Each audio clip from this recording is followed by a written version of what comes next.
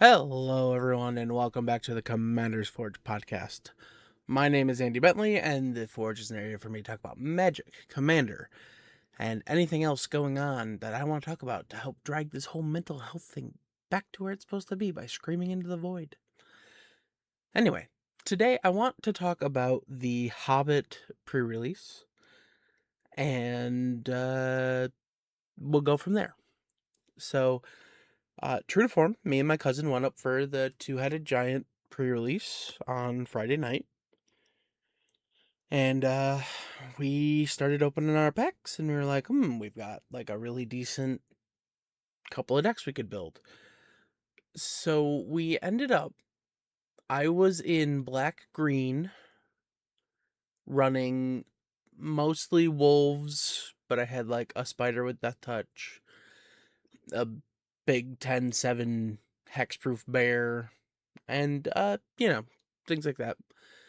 And my cousin actually ended up playing a red-white dwarf deck. And so we were both kind of on the aggressive plan, and so we just kind of agreed, like, just try and come swinging out of the gates. We ended up going 4-1. Our one loss, I really do attribute to the fact that I had to mulligan to 5 because my deck was just being difficult.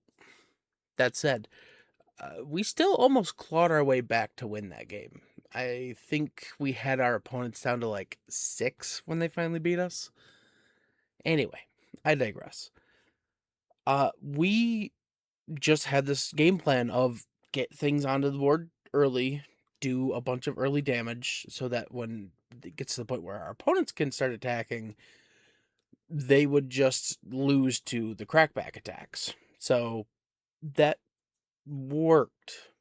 That worked really well, particularly when we both curved out and went like something on 1, something on 2, something on 3.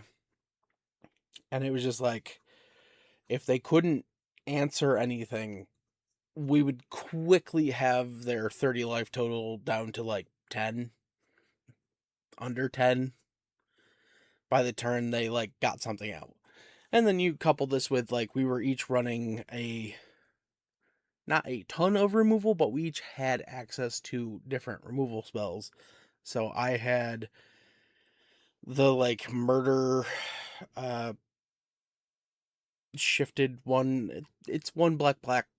It's like Bilbo's slash or something like that.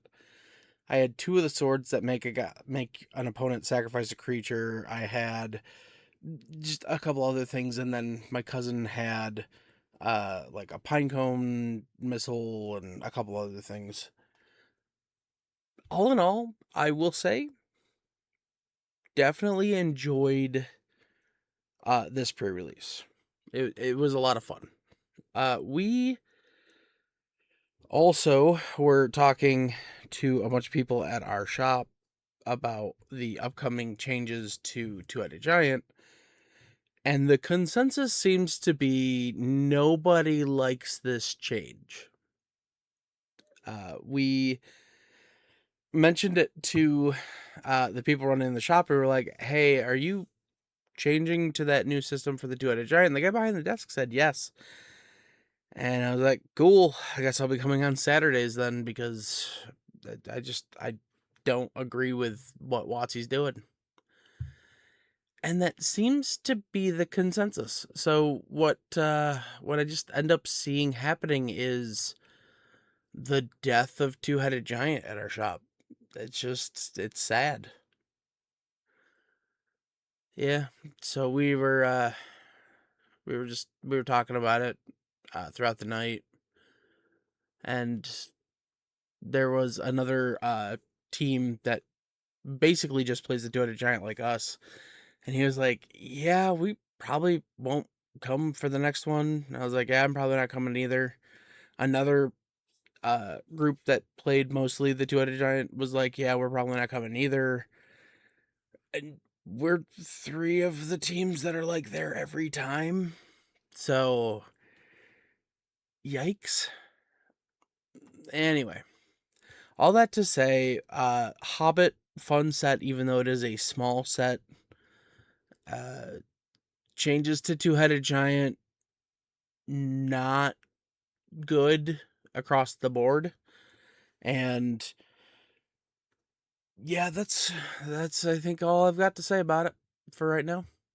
Anyway, I'm gonna take a quick break, and when I come back, let's talk some dwarves.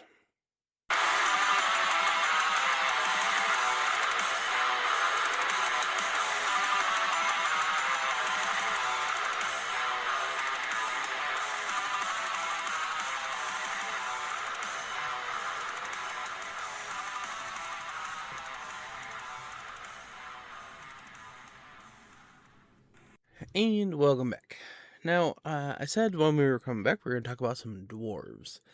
And so far, the biggest thing I've had a problem with looking to make this dwarf deck is who is going to be the commander. And I have it down to 3 or 4, maybe 5 different creatures. First up, there's Cole the Forge Master, which is a red, white, 2/2 dwarf warrior. Whenever another non-token creature you control dies, if it was enchanted or equipped, return it to its owner's hand. Creature tokens you control that are enchanted or equipped get +1/+1. So, strong contender because all of them care about artifacts in one way or another, and a lot of them care about equipment. So, Cole is a way that like you can save your creatures as long as they have equipment on them. Not bad. Next up, we have Goit, King of the Dwarves, red-white for a 1/1 dwarf noble with double strike. And whenever he or another dwarf you control enters, and whenever an equipment you control enters, you may discard a card. If you do, draw a card. So we all know card draw in the command zone is very good. It's also, one of the cheaper ones at 2 mana, and, he cares about dwarves. Next up, we have Thorin Oakenshield, which is a red and white for a 3/2 dwarf noble with trample, storied, and as long as you have an enduring story, artifacts and creatures you control have ward 1, which is powerful. And storied is if you control 3 or more artifacts, legendaries, and or sagas, you have an enduring story for the rest of the game. So those 3 aren't bad options, but there's also a few other options like Dane of the Ancient Halls, which is 3 red-white for a 4/5 dwarf noble with vigilance, haste, and whenever he attacks, he deals damage equal to the number of dwarves you control to each opponent. So again, a little more on the expensive side, doesn't necessarily mean it's a bad choice, and again, does care about dwarves. Next up, we have Depala Pilot Exemplar, which is 1 a red and a white for a 3/3 dwarf pilot. It says other dwarves you control get +1/+1, and each vehicle you control gets +1/+1 as long as it's a creature. And then whenever she not attacks, becomes tapped, you can pay X. If you do, you reveal the top X cards of your library, put all dwarf and vehicle cards from among them onto your hand, put the rest on the bottom in a random order. Again, a solid choice. I don't think I'm leaning that way, though, but who doesn't love, just a good, solid anthem creature to be, your commander? Then there's also the last one I'm considering, which is Thorin, King of Durin's Folk. Again, 5 mana at 3 red white for a 4/4 dwarf noble. And he says whenever Thorin or another dwarf you control enters, create a treasure token. And other dwarves you control get +1/+0 for each artifact token you control. So, again, I have options. So far, I am leaning towards the Dane or the Thorin. The Dane, the only thing really against it is the fact that it's 5 mana. But that's not bad. He also kind of does the thing he wants to do alone, because if you just have him, he still does 1 damage to each opponent because he, says that the number of dwarves you control, not the number of other dwarves you control. So, a solid choice. But the other two I'm really leaning towards are Goit and Thorin, the Thorin Oakenshield. They have, first off, two keywords that are very good. Double Strike on Goit and Trample on Thorin versus the Vigilance and Haste that are on Dane. I am leaning a little more into Thorin because the ability to give artifacts and creatures I control Ward 1 is really good. Ward of 1 is not necessarily backbreaking, but it does throw off a lot of math. And if you can stack Ward to 2, that is when Ward becomes backbreaking.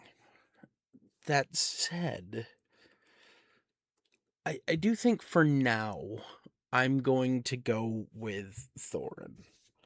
And that might change because I'm quite literally in the middle of deciding what's actually going to go into this deck and what's not going to go into this deck. I don't even have all the cards ordered for it yet. But there were, just a lot of dwarves. And besides that, I'm just going to go through because so far, all of the dwarves that I'm trying to put into this are legendary. Just stuff from the new set, stuff from the old set. And I want to go through them real fast. So we have Nori, the Teller of Tales. 1 and a hybrid Boros for a 2/2 dwarf bard. Whenever he attacks, target attacking creature gets first strike till end of turn. We have Rayov, Master Smith. Red and white for a 2/2 dwarf artificer. Whenever a creature you control that's enchanted or equipped attacks, that creature gains double strike till end of turn. We have Kadric Soulkindler. 2 red white for a 4/3 dwarf wizard. With the legend rule, doesn't apply to tokens you control. And whenever another non-token legendary permanent enters the battlefield under your control, you can pay 1. If you do, create a token that's a copy of it.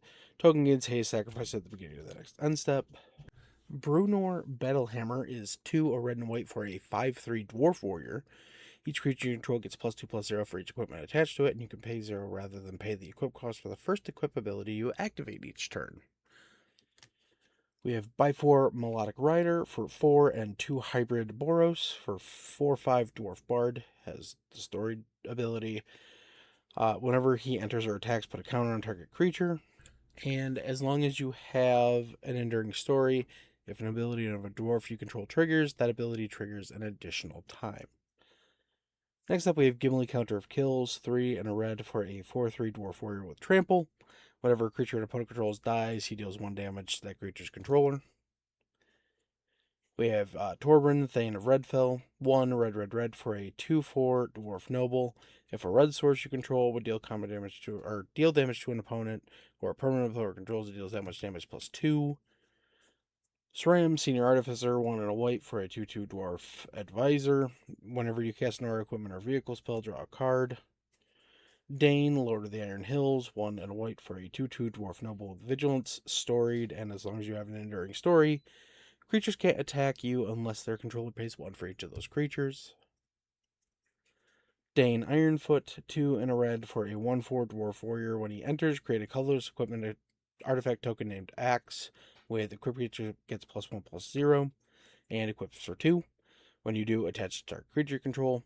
When he attacks, each equipped creature attacking gains double strike till end of turn. Then we have Dory, Bearer of Friends, 2 and a red for a 3/2 dwarf warrior with trample. When he enters, create a treasure. We have Ori, Keeper of Songs, 2 and a white for a 3/3 dwarf bard with storied. As long as you have an enduring story, he gets +1/+0 and vigilance. We have Philly the Pathfinder, 3 and a white for a 2/2 dwarf scout with storied. As long as you have the enduring story, creatures you control get +1/+1. Whenever Philly or another dwarf or another non-token dwarf you control enters, create a 2/2 dwarf creature token.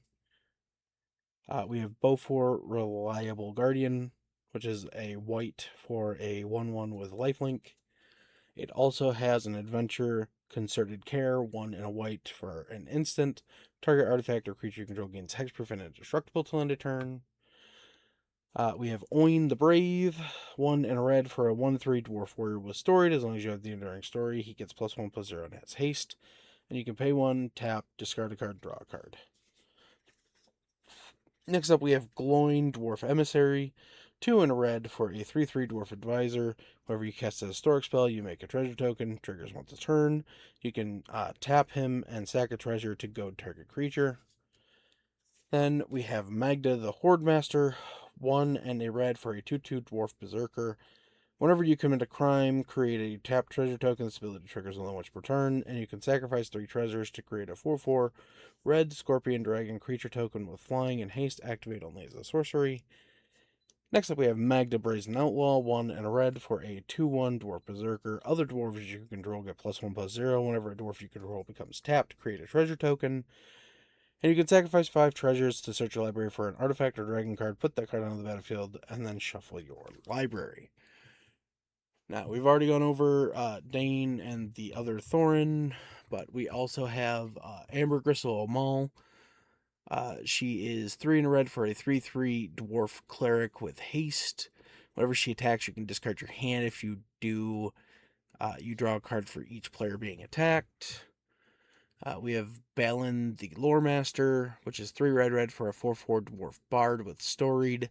And whenever he or another dwarf you control enters, you can discard your hand, draw cards, reduce the number of cards discarded this way. If you have the enduring story, he does X damage to an opponent. Currently, we have Bomber Gentle Dreamer, but he's probably going to get cut. He's 2 and a red for a 5/3 dwarf bard with story. Doesn't untap unless you have an enduring story. Dane's Company is a red and a white for a 2/2 dwarf warrior. Lifelink is as long as you control another dwarf. When it enters, look at the top 4 cards of your library. You can reveal a dwarf or equipment from among them, put it in your hand. The rest go on the bottom in a random order. We have Dwalin the Weapon Master, 1 and a hybrid Boros for a 2/1 dwarf warrior with first strike. Whenever he enters or attacks, you put a hone counter on each equipment you control. And a hone counter means it grants a +1/+0 buff to the equipment for the creature that it goes on. I have this really old, like, Strongholds dwarf sitting in my cart currently called Dwarven Recruiter. 2 and a red. And when it comes into play, search your library for any number of dwarf cards and reveal them. Shuffle your library and then put them on top of it. I've got a Fearless Liberator, 1 and a red for a 2/1 berserker with the boast ability for 2 and a red to make a 2/1 dwarf berserker. We've got Philly and Killy Joyous, 2 and a red for a 3/3 dwarf bard with haste. Tap, add red. Spend this mana only to cast dwarf equipment and saga spells. We've got Killy the Resourceful, 1 and a white for a 1/2 dwarf scout with storied. As long as you have an enduring story, you can pay 0 rather than pay the equip cost of the first equip you activate each turn. Whenever another dwarf or equipment you control enters, draw a card. This triggers once per turn. The Thorin Company's Leader, 4 and a red for a 4/5 dwarf warrior. Whenever a dwarf you control deals combat damage to a player or battle, create 2 treasure tokens. And you can pay 10 to give creatures you control double strike till end of turn. And then there's Thorin the Mountain King, 3 and a red for a 3/4 dwarf noble with trample. And when he enters, attach any number of target equipment you control to target creature you control. When one or more equipment become attached to that creature this way, that creature deals damage equal to its power up to 1 target creature. And just because I'm running the Magda that can, like, sack to get a dragon, I have 2 dragons so far that I want to slide into this deck. The first one is Inferno of the Starmounts, 4 red for a 6/6 dragon. Spell can't be countered, flying, haste.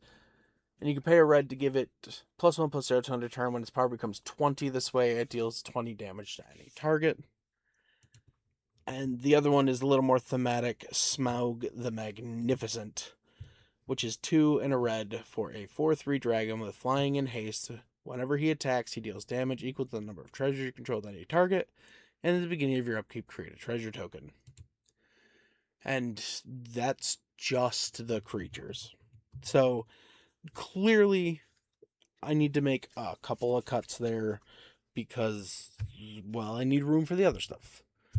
Other stuff like, some removal spells and some ramp. But we're also going to hide ramp in, like, equipment with things like gold uh, vein pick and Sword of the Animist. And we really want to have room for fun equipment like Gimli's axe, which is just 2 in a red for an equipment. Equip creature gets +3/+0 as long as it's legendary, it has menace, and it equips for 2. We also have the Great Sword of Tyr, which is 1 and a white for an equipment. Equips for a white. Equip creature attacks, put a counter on it, and tap up to 1 target creature defending player controls.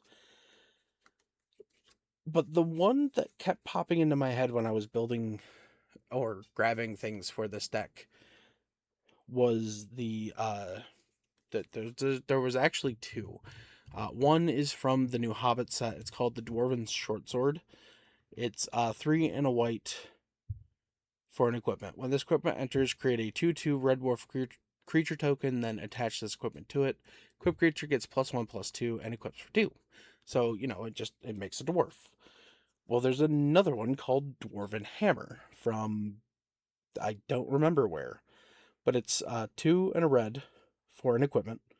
When it enters, you can pay 2. If you do, you make a 2/1 red dwarf berserker creature token, then attach the Dwarven Hammer to it. Equip creature gets +3/+0 and has trample, and it equips for 3.